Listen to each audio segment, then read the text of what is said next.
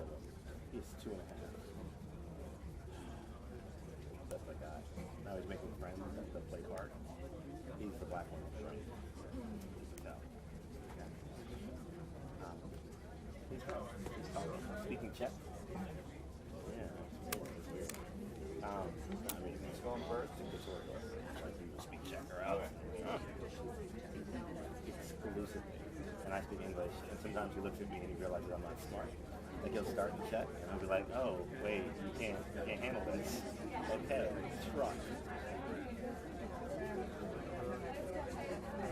You what?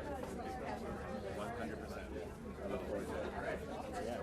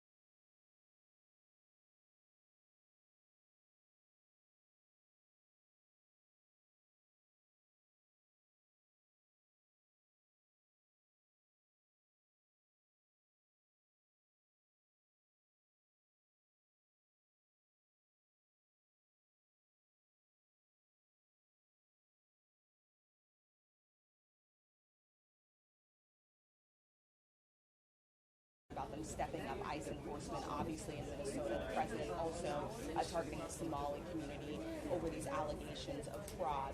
But also at the same time has been to sort of what Democrats are saying, the administration jumping to conclusions before this investigation fully plays out. There are questions about who exactly is in charge, how much information local law enforcement officials are going to have as federal authorities now step in and take over this investigation as well. So certainly a number of questions, but everyone, including the White House here and the top administration officials and the president, are watching the tensions that are unfolding there on the ground in Minnesota.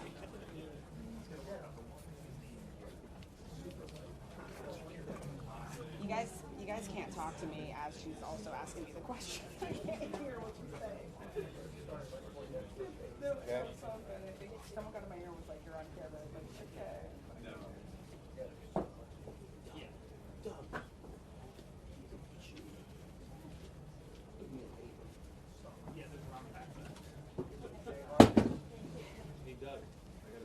Sandra, remember just a few hours before this deadly shooting happened in Minneapolis, JD Vance was giving an interview to Jesse Waters where he said that he thinks Tim Walz should resign because of a separate issue, because of all of these allegations of fraud in Minnesota. So Walz is out there now saying that he thinks he might have to mobilize the National Guard in Minnesota to protect Minnesotans from federal officers and ICE officers who are endangering the community. We would expect to hear from the Vice President any minute about that, and also about this litmus test that JD Vance sees. Now, he posted on social media that he wants all Democrats, including those who are running for president and seeking office in the midterms, to answer a question. Do you think this officer was wrong in defending his life against a deranged leftist who tried to run him over? So there are questions about what exactly happened. There are questions about rhetoric on both sides that we would expect addressed any minute. Same.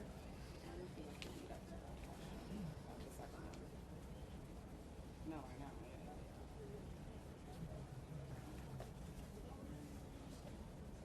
That would be the only way I would get that.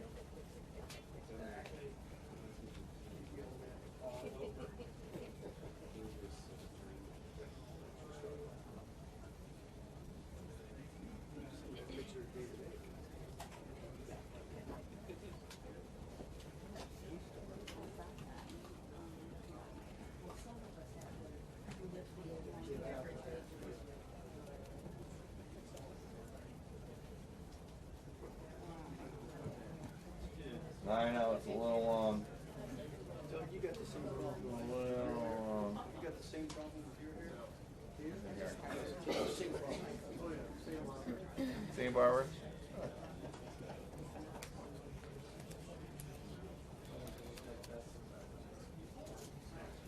You know, sometimes I get a message after my head's saying that my hair is messed up. Nobody ever tells me before, you know.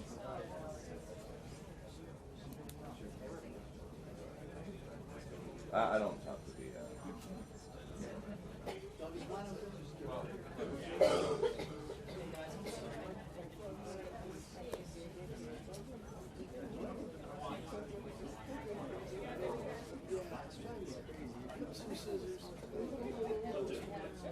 Yeah, well, that's what worries me. I should have narrated. Thank you so much. And appreciate it. She's holding my phone. Thank you so much. Appreciate it. Thank you. Okay. Okay, thank you.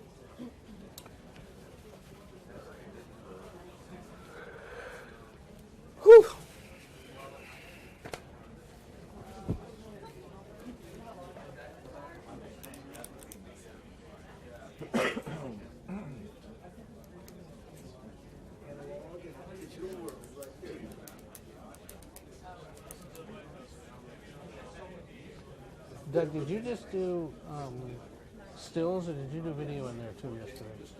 Okay. It wouldn't allow any.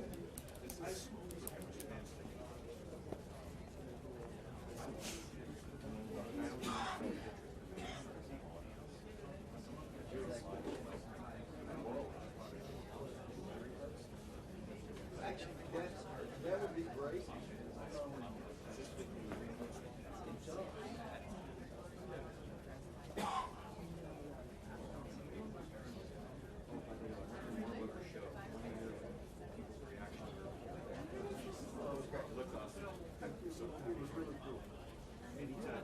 Don't let me know when you're going to be here so that I can.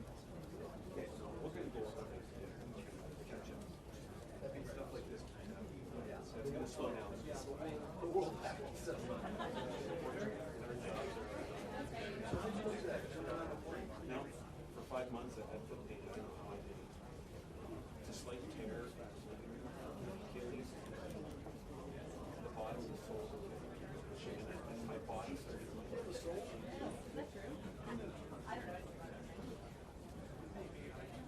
Hard.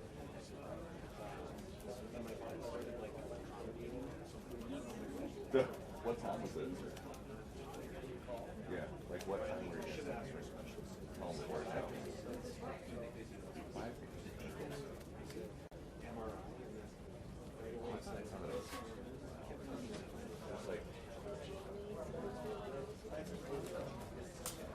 Did you get dinner? Anyway, 5 more weeks. You know what? It's so quiet. I would just ask about, can I hit the button for a code?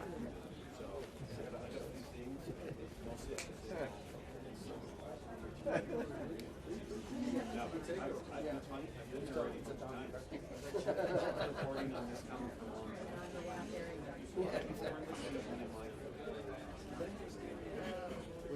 Denmark, yeah. The U.S. is a base for like a lot of things.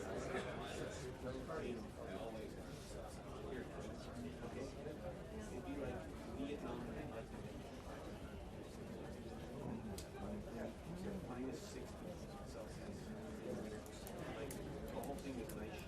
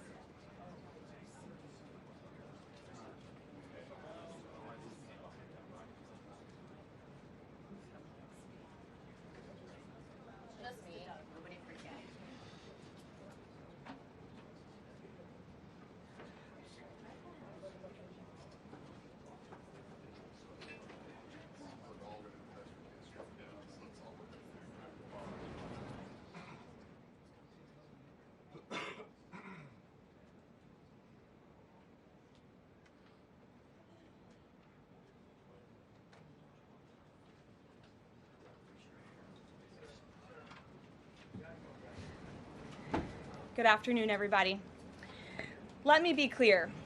President Trump and his entire administration stand fully behind the heroic men and women of ICE and will always uphold law and order in the United States of America. The deadly incident that took place in Minnesota yesterday occurred as a result of a larger, sinister, left-wing movement that has spread across our country, where our brave men and women of federal law enforcement are under organized attack. Right now, immigration and customs enforcement officers are facing a 1,200% increase in assaults, a 3,200% increase in vehicle rammings, and an 8,000% increase in death threats. ICE agents are faithfully enforcing federal law to protect the safety of the American people by removing criminal illegal aliens from our country, which is exactly what nearly 80 million Americans elected President Trump and Vice President JD Vance to do. Radicals in the Democrat Party are furious over this. They don't want our border secured or criminal illegal aliens being removed. As a result, Democrats are impeding immigration enforcement operations daily, creating extremely heightened and dangerous circumstances that make it nearly impossible for the men and women of law enforcement to simply do their jobs. Democrats are calling to defund federal law enforcement agencies who are protecting public safety. And Democrats are calling to abolish ICE and defund the police. That will never be allowed to happen under this president and vice president. The Trump administration will redouble our efforts to get the worst of the worst, criminal illegal alien killers, rapists, and pedophiles off of American streets. The Department of Homeland Security will continue to operate on the ground in Minnesota, not only to remove criminal illegal aliens, but also to continue conducting door-to-door investigations of the rampant fraud that has taken place in the state under the failed and corrupt leadership of Democrat Governor Tim Walz. Taxpayers have been ripped off to the tune of billions of dollars in this one state alone, and that is going to end, and people are going to be held accountable. The Trump administration has activated thousands of federal agents, doubled the number of U.S. attorneys in the DOJ office in Minneapolis, and surged resources to hold fraudsters accountable and demand justice for law-abiding American taxpayers and citizens across our country. And that's what brings the Vice President out here with me today to discuss all the Trump administration is doing and to make an additional important announcement on this front. So please, Mr. Vice President, will be joining us now. Thank you, Karoline. Thank you. Great. Well, good afternoon, everybody. And I want to echo some of what Karoline said about what we're doing to combat the rampant fraud that exists in our immigration system, thanks to failed politicians and thanks to people who allowed the American taxpayer to be taken advantage of for far too long. I think it's important to understand why this matters to the American people. I am a father of 3 young kids, a lot of people in my generation. What is that going on there? Is that normal? Okay. CNN installed this broken camera just to throw me off my game, but it's not going to work. So here's the simple fact here. If you're a young parent struggling to afford childcare in the United States of America, there are programs that we have to make it easier for your kids to get in daycare, for your kids to get in preschool. Those programs should go to American citizens, not be defrauded by Somali immigrants and others. Make it hard for you to get the access to the resources you need. But number 2, making it easier for people who shouldn't even be in this country to fleece the United States and our taxpayers to begin with. We have actually activated a major interagency task force to make it possible to get to the heart of this fraud. We have Department of Agriculture resources that are focused on SNAP fraud so that people who need food benefits can get them, but illegal aliens and other fraudsters don't. We have over 1,500 subpoenas that the Department of Justice has issued to get to the heart of the fraud ring. We've done almost 100 indictments, mostly Somali immigrants, but also a few others. And of course, we're looking in with broad investigatory authority to a number of the instances of wrongdoing that we've seen in Minneapolis. But we also want to expand this. We know that the fraud isn't just happening in Minneapolis, it's also happening in states like Ohio. It's happening in states like California. And so what we're doing in order to help coordinate this remarkable interagency effort from the Trump administration, but also to make sure that we prosecute the bad guys and do it as swiftly and efficiently as possible, is we are creating a new Assistant Attorney General position who will have nationwide jurisdiction over the issue of fraud. Now, of course, that person's efforts will start and focus primarily in Minnesota, but it is going to be a nationwide effort because, unfortunately, the American people have been defrauded in a very nationwide way.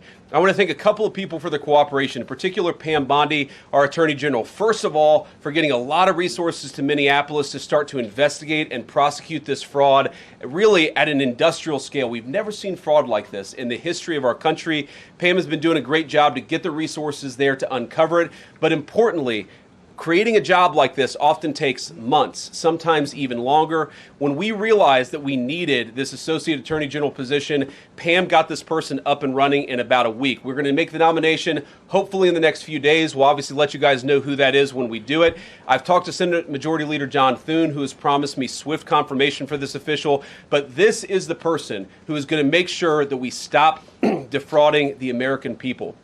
Here's one final thing I'll say about this. I've heard a lot of people say that we need a special counsel to investigate fraud in the United States of America. I actually agree, and that's what this position does. It has all the benefits, all the resources, all the authority of a special counsel, but with two crucial differences. Number one, it will be run out of the White House under the supervision of me and the President of the United States. And number two, it's actually constitutionally legitimate. As you guys may know, the special counsel statute has some major constitutional questions. When we get the bad guys, we want to make sure we get them permanently and they don't have some legal technicality they can get out of, which is why we set it up as an Associate Attorney General. I'll take some questions, but I want to make just one final observation here. When I was actually walking out here, somebody sent me a photo of a CNN headline about what happened in Minneapolis. And this is the headline. I'm just going to read it. Outrage after ICE officer kills U.S. citizen in Minneapolis. Well, that's one way to put it, and that is the way that many people in the corporate media have put this attack over the last 24 hours. And I say attack very, very intentionally because this was an attack on federal law enforcement. This was an attack on law and order. This was an attack on the American people. The way that the media, by and large, has reported this story has been an absolute disgrace, and it puts our law enforcement officers at risk every single day. What that headline leaves out is the fact that that very ICE officer nearly had his life ended, dragged by a car 6 months ago, 33 stitches in his leg. So you think maybe he's a little bit sensitive about somebody ramming him with an automobile? What that headline leaves out is that that woman was there to interfere with a legitimate law enforcement operation in the United States of America. What that headline leaves out is that that woman is part of a broader left-wing network to attack, to dox, to assault, and to make it impossible for our ICE officers to do their job. If the media wants to tell the truth, they ought to tell the truth that a group of left-wing radicals have been working tirelessly, sometimes using domestic terror techniques to try to make it impossible for the President of the United States to do what the American people elected him to do, which is enforce our immigration laws. The President stands with ICE. I stand with ICE. We stand with all of our law enforcement officers. And part of that is recognizing that you people in the media, not everybody in this room, but many people in this room have been lying about this attack. She was trying to ram this guy with her car.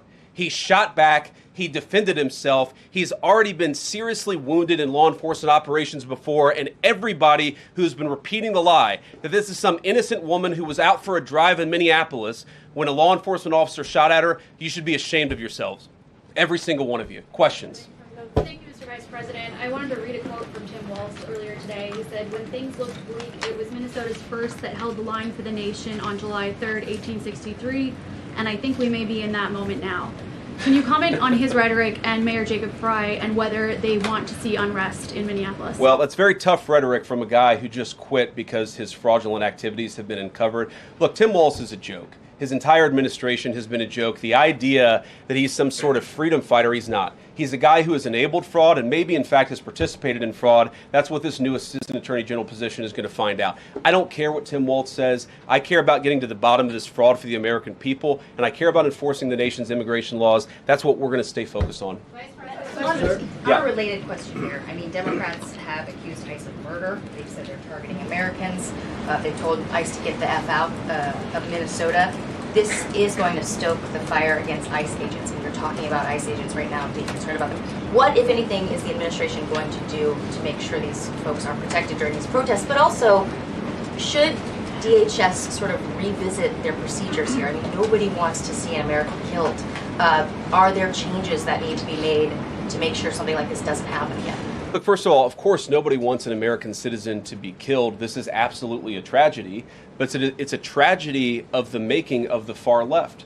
They have radicalized a very small segment of the population, taught them that ICE agents are engaging in wide-scale violation of people's rights.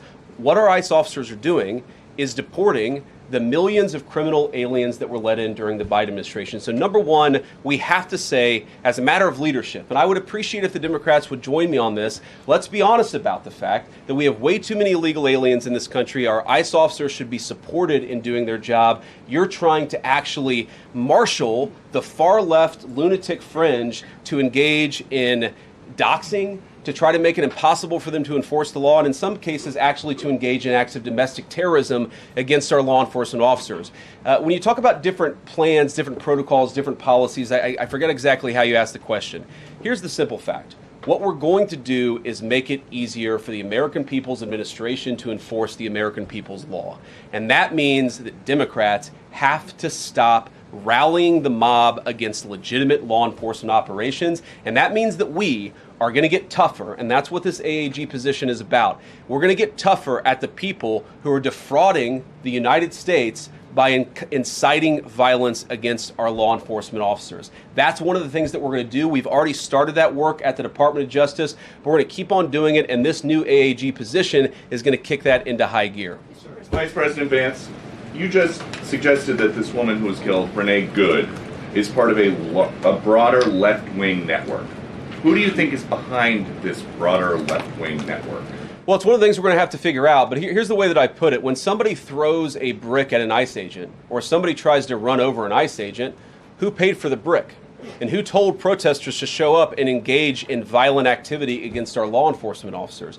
You see, just with this most recent terrible incident in Minneapolis, you see friends of this woman's or other people who are eyewitnesses saying basically that she was there to engage in obstruction of a legitimate law enforcement operation. How did she get there? How did she learn about this? There's an entire network, and frankly, some of the media are participating in it, that is trying to incite violence against our law enforcement officers. It's ridiculous, it's preposterous, and part of our investigatory work is getting to the bottom of it. Who's funding it? Who's supporting it? Who's cheerleading it? And of course, if there's illegal activity related to that, we're going to get to the bottom of that and prosecute it where we can. Vice President, thank you for taking questions today.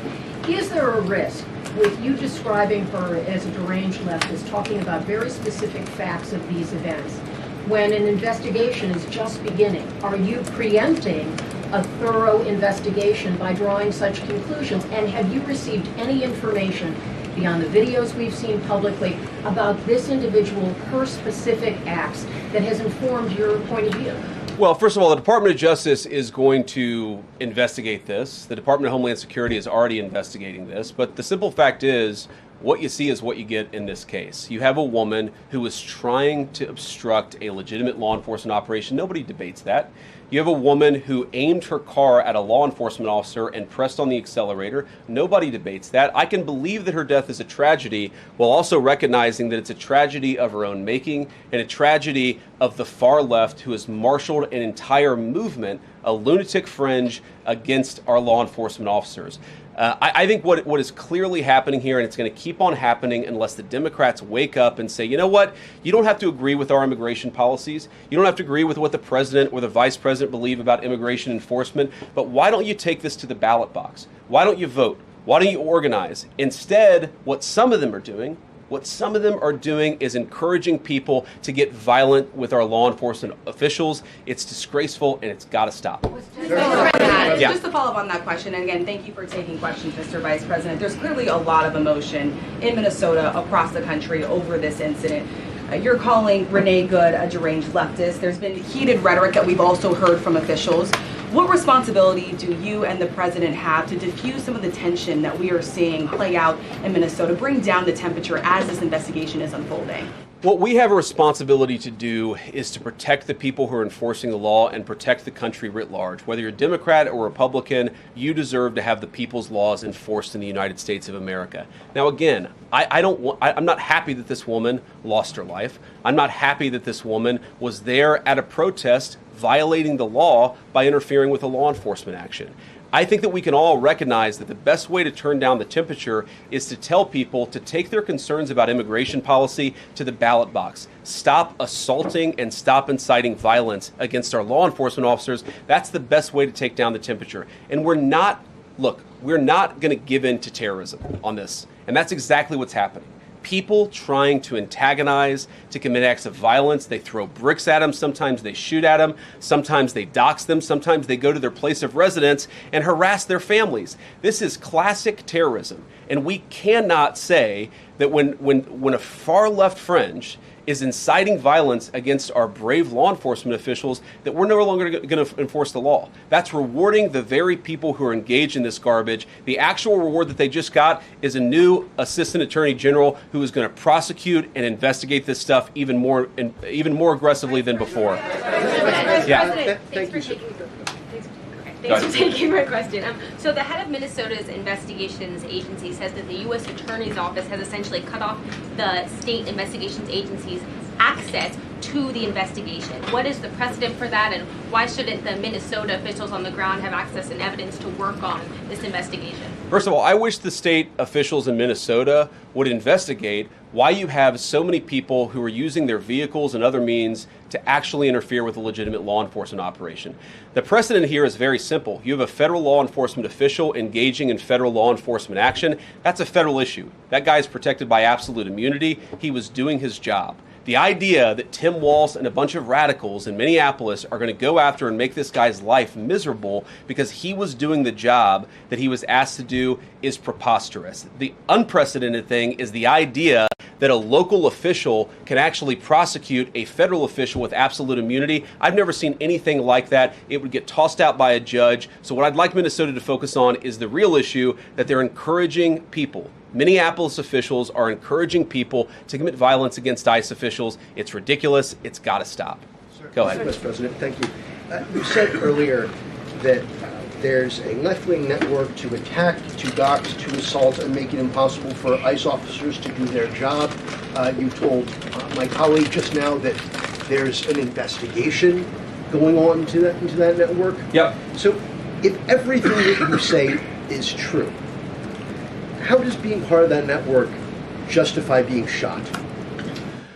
Well, being part of the network doesn't justify being shot, but ramming an ICE officer with your car, that's what justifies being shot. It's not a good thing, by the way, but when you force somebody to engage in self-defense, it's almost a preposterous question. I'm not saying that funding some of this stuff justifies capital punishment. Nobody would suggest that. The reason this woman is dead is because she tried to ram somebody with her car and that guy acted in self-defense. That is why she lost her life, and that is the tragedy. Now, there may be other violations of the law and other penalties that are associated with those violations of the law. For example, if you are funding violence against our law enforcement officers, I'm not a prosecutor. My guess is that's not the sort of thing that earns capital punishment, but it should sure as hell earn you a few years in prison if you're funding the effort to try to assault our law enforcement officers. I'm sorry, guys. What's going on here? You guys are meant to report the truth. How have you let yourself become agents of propaganda of a radical fringe that's making it harder for us to enforce our laws. You just asked me a question that presumed that the reason why this woman died is because she was engaged in legitimate protest. She tried to run somebody over with her car, and the guy defended himself when that happened. Next question. The investigation is still ongoing. I said next question. Mr. Vice President, I mean, you presumably watched the video yourself. There's not the slightest doubt in your mind, having viewed it, that the victim, you still believe that she deliberately tried to ram him despite seeing this video? Look, I don't know what is in a person's heart or in a person's head, and obviously we're not going to get the chance to ask this woman what was going on. What I am certain of is that she violated the law. What I am certain of is that that officer had every reason to think that he was under very serious threat for injury or in fact, his life. What I'm certain of is that she accelerated in a way where she ran into the guy. I don't know what was in her heart and what was in her head, but I know that she violated the law, and I know that officer was acting in self-defense. It raises an interesting point, though. Look, if people want to say that we should have a legitimate debate about, what was she really doing, right? Was she panicking when she drove into this officer, or was she actually trying to ram him? That's a reasonable conversation. What's not reasonable is for so many of you to plaster all over the media that this was an innocent woman and that the ICE agent committed murder, which is what many of you have said explicitly and some of you have said implicitly. That's what I have an objection to. The idea that this was not justified is absurd, and I think everybody knows it in their heart. Yeah. Mr. Vice President, following up in the green jacket. Taking down the temperature, it seems like political violence is ratcheting up and riots could be around the corner. What steps does the administration have planned to try to unite America? Average people on both political sides are so tired of fighting with each other, and I think all the journalists in this room could agree with me that we don't want to be part of the problem. Do you have any words to unite America? I know you don't want to be a part of the problem, and I think that's true of a lot of you. I'm not sure it's true for everybody, because the reporting over this has been one of the biggest scandals I've ever seen in media. I've never seen a case so misrepresented and misreported when you have a guy who was defending himself and is now being treated as some sort of federal assassin by so many of the people in this room. First of all, let me say about crime. You mentioned violence. One of the things we're proudest about is that you saw violent crime over the last year drop by 20%. Why is that drop by 20%? Is it because we're attacking our law enforcement officers, or is it because we in the administration are empowering our law enforcement officers to enforce the law? I think that's one of the ways you take down the temperature, is you make people feel more secure and safe in their person and property. That's why we care so much about protecting our law enforcement, because it accrues to the benefit of the entire national community. I think that we can absolutely talk about the ways in which we can lower the temperature by discussing differences in a reasonable and rational way. Again, I'm happy to talk with any congressional Democrat or any of you about our immigration policy, about why I think it's necessary, about why I think it's in the best interest of the country, about why the President of the United States was elected to actually enforce the border for the first time in at least 4 years. So here's the problem. That's not the debate so many people are having. They are actively covering for people who are committing acts of violence against federal law enforcement. It is preposterous. The way to take down the temperature is to stop it. Have your debates about policy. Attack me. Attack the President of the United States. Don't attack our law enforcement officers. They are trying to do the job the American people demanded that they do. They are not policy actors. They are enforcing the law. They should be treated with a modicum of dignity and respect. And the fact that they're not is why incidents like yesterday happened. The one final point I'll make about this is, look, there's a part of me that feels very, very sad for this woman, not just because she lost her life, but because I think she is a victim of left-wing ideology.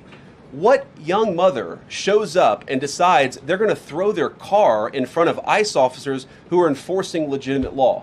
You've got to be a little brainwashed to get to that point to where you're willing, not just to protest, that's fine, not peacefully protest, but throw your vehicle in front of legitimate law enforcement officers and drive your car into them. To get to that point, you have to be, I think, radicalized in a very, very sad way. I certainly wish that she hadn't got there. I know there's an ICE officer right now who very much wishes he was not put in the position where he had to fire a gun to defend his own life. Yeah. Thank you, Mr. Vice President. What's your message, following up on that, what's your message to the leaders in Minnesota, the governor of Minnesota, the mayor of Minneapolis, to calm down the situation on the ground, on the streets? What's your message also to those protesters who saw that video in a completely different way than you saw that video? Well, first of all, I think if you watch every angle of that video, there is one angle where if you squint, you can maybe tell yourself that it's not clear what happened. But when you look at all angles of that video, it is very clear that her vehicle went right for the guy. She actually collided with him. And then that's, of course, when he fired his shots. That's obvious, okay? So what I'd say to the protesters is, by all means, protest peacefully, but make this about ideas. Make this about disagreement with our policy. Don't use your protest as a justification or an encouragement for people to go and incite violence and participate in violence against our law enforcement officials. To the people on the ground in Minneapolis, meaning the local officials in Minneapolis from Tim Walz on down, I'd say, look, why can't you just disagree with a given piece of immigration policy without turning law enforcement into the enemy? And think about, for example, a criminal law, where a police officer goes and arrests somebody because they violated a criminal law. If you're mad about that, go and protest the politician who passed that law. Don't attack the police officer who's just doing their job. We had a wide open border under Joe Biden. I happen to think it's a good thing the President of the United States has closed it down. If you think that's a bad idea, criticize this administration for a policy decision. Don't attack our people for enforcing the law, because I guarantee you go to ICE, there are black people and white people, there are Democrats and Republicans, they are patriotic Americans who are trying to enforce the law. Attack me, lay off of our ICE agents. Yeah, in the blue, all the way, yeah. Yep, thank you, Mr. Vice President. You called on Tim Walz to resign. Can you lay out the case as to why he should step down? Well, look, I think Tim Walz should resign because it's very clear either that he knew about the fraud in Minneapolis, he knew about the welfare fraud, or at the very least he looked the other way. I mean, this is not this is not like Lex Luthor, right? This is not movie villain fraud. This is the lowest IQ possible fraud. This is, we're going to take the absence of kids and set up a daycare center where there are no children, and we're going to call our early childhood education center the Quality Learning Center. By the way, if you can't spell learning, maybe you shouldn't be in early childhood education. But people got rich off of this. We know that there were schools who either had no enrollment or at least they overstated their enrollment. Tim Walz, either it was unbelievable incompetence or he was in on the fraud. That's one of the things we're going to get to the bottom of. Sir. Thank you, Mr. Vice President. Can you explain the difference between this Associate Attorney General and a special counsel? And do you envision this being a permanent position or having more of a limited scope? Well, it's going to be permanent until we get to the bottom of what's going on, so I think it's going to last for at least the remainder of the administration. What's different about it from a special counsel is, if you remember, the Jack Smith case where the special counsel was found unconstitutional, one of the big issues there is that that person was not an appointed person, completely aside from all the other issues that the person was a lunatic and that the case had no merit. There was a fundamental constitutional issue, which is that he had not been appointed by the president and he had not been confirmed by the United States Senate. An assistant attorney general, what that's going to allow us to do is appoint this person, have them confirmed by the Senate. That's one difference. The more substantive difference is that this person is going to be part of a very broad interagency White House that's being led from the President of the United States on down. And that's going to give him the resources, the access to material and information to make this person more effective. I think a lot of people have asked, how are you really going to get to the heart of the fraud? We've been asking ourselves that question for the past couple of months, and we think this is the critical piece at the Department of Justice to really ramp this fraud investigation into high gear. In the red tie, yeah. Vice President Vance, I wanted to ask, what's your message to far leftist agitators who feel emboldened to obstruct ICE activity in Minnesota and around the country? Well, I think they shouldn't feel emboldened because now they have an assistant attorney general who is going to prosecute and investigate their fraud and their violence more aggressively than it has ever been investigated in the United States of America. We are doing so much to try to find the financing networks and the domestic terrorism networks that legitimate this violence, that fund this violence, and that, of course, engage in the violence. These people should not feel emboldened because they have, for the first time, maybe in American history, an administration that is not going to tolerate political violence of any kind from anywhere. Yeah. We made clear today that the entire weight of the federal government is behind these ICE agents and this ICE agent in particular. There is still a federal investigation happening on the ground. Does that mean that they are not looking into this ICE agent at all? They are just focused on the woman who was in the car? What is the investigation if the federal government has already determined that its weight is behind this ICE investigation? So what do you mean when you say investigation? Do you mean investigation of the shooting yesterday or of the fraud that's happening in Minneapolis? Yesterday. Okay, look, DHS, as I understand it, has an investigation already ongoing. I know that other organs of our government are looking at this. So yes, there is certainly an investigation that's happening right now. But as part of the broader fraud investigation, a lot of what we're doing with the Department of Justice has already started. We've got over 1,500 subpoenas. We've got people this morning, actually. We're going door to door to actually knock on some of these fraudulent care centers, these fraudulent social services organizations to get to the bottom of what's going on there. So the investigation in some ways has already been ramping up into the anti-fraud element for at least a few weeks. What we're trying to do is supercharge it and make sure there's a designated person within the Department of Justice who completely controls that particular focus. Yeah. Just to follow up on that, Mr. Vice President, on the agent, is he still on duty or has he been placed on leave, on administrative leave? And what really was the target of the operation on Wednesday? Of the ICE operation on Wednesday? Well, first of all, it was a legitimate law enforcement operation. We were going door to door to try to find criminal illegal aliens and deport them from the United States of America, because if you come to our country illegally in violation of our immigration laws, then we have the mandate, and in fact we have the legal duty to enforce those immigration laws. Whether he's been placed on administrative leave, I don't know the answer to that question. I'd refer it to the Department of Homeland Security and they can follow up. I will say, look, I would appreciate everybody saying a prayer for that agent. Look, in the past 6 months, he has been hit twice by a motor vehicle. One time, the first time, it led to over 30 stitches and very serious injuries to his legs. This is a guy who's actually done a very, very important job for the United States of America. He's been assaulted, he's been attacked, he's been injured because of it. He deserves a debt of gratitude, and I think the media prejudging and talking about this guy as if he's a murderer is one of the most disgraceful things I've ever seen from the American media. Yeah. Vice President, what is your specific role in the future of Venezuela? And I'm wondering, could you confirm reports that the Director of National Intelligence, Tulsi Gabbard, was kept out of the planning for the operations because of her past concerns about military involvement in Venezuela? So I've heard a couple of things. One, that I was kept out of the planning for the Venezuela operation, that's false. And another, that Tulsi was kept out of the planning for Venezuela operations, that's completely false. Look, we're all part of the same team. And one of the things that is really amazing about that operation is that we kept it very tight to the senior cabinet level officials and related officials in our government. And we kept this operation secret for a very long time. I'm very proud of that. I think it suggests that the team works very well together. Well, looking ahead, what is my role? Look, my role is going to be whatever the president asks me to do. Has he asked you to do something yet? Well, every other day, I'm chairing the meeting that we do on this among White House principals to talk about next steps to try to ensure that Venezuela is stable, and as the president has directed us to do, to ensure that the new Venezuelan government actually listens to the United States and does what the United States needs it to do under our country's best interest. So I'm going to be as involved as the president wants me to be. So far, that's been very involved, and I'll keep on doing that so long as the president asks me to do it.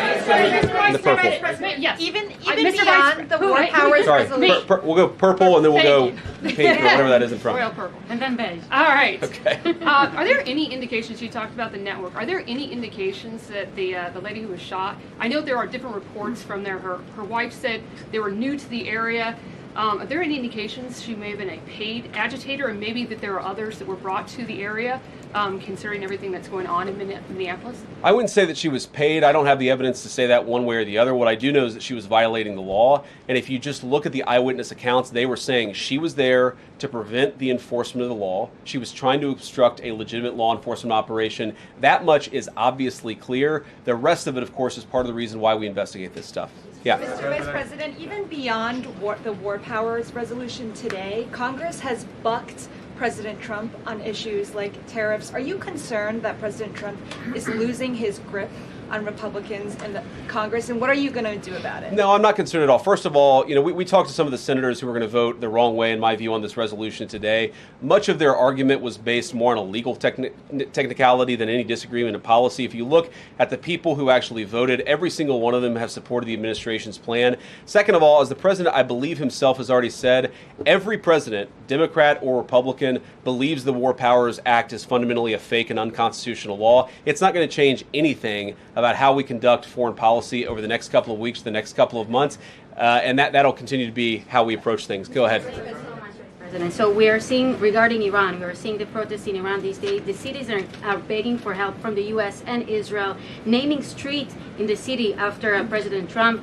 It seems there is an opportunity here that may not come again. Will the United States stand by the citizens of Iran? And if Israel decides to strike again the nuclear sites in Iran, is the U.S. expected to take part? Well, look, we certainly stand by anybody who's engaged in peaceful protest, anybody who's trying to exert their rights for free association and to have their voices heard. Obviously, the Iranian regime has a lot of problems. And as the President of the United States has said, the smartest thing for them to have done, it was true 2 months ago, it's true today, is for them to actually have a real negotiation with the United States about what we need to see when it comes to their nuclear program. I'll let the President speak to what we're going to do in the future, but we certainly stand with anybody across the world, including the Iranian people who are advocating for their rights. I'll take just a couple more questions. Yeah, go ahead. Thank you very much, Mr. Vice President. Concerning Venezuela, how would you assure the Caribbean region that they will remain a zone of peace? Because some member states in the region are concerned. Well, look, the President had a very productive phone call with the President of Colombia yesterday, and we continue to talk at all levels of government with a number of our friends in the Caribbean region. I actually think this is really good for peace in the Caribbean, because when you take away a major source of illegal cartel revenue, which is the cocaine trade, the fentanyl trade, other sources of illicit revenue, you actually remove the power of one of the main destabilizing forces in Latin America and in the Caribbean.